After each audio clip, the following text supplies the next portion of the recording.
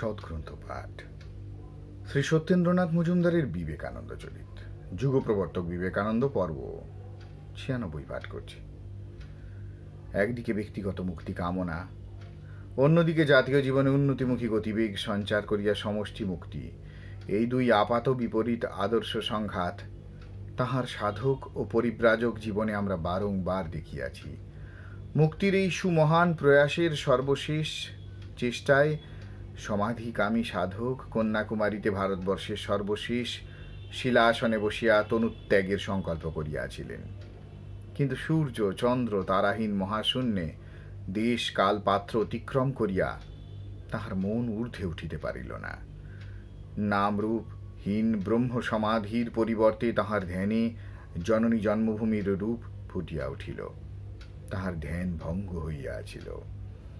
তিনি অশ্রুপ্লাবিত নেত্রে বলিয়াছিলেন, জননী, আমি মুক্তি চাই না, তোমার সেবাই আমার জীবনের একমাত্র অবশিষ্ট কর্ম।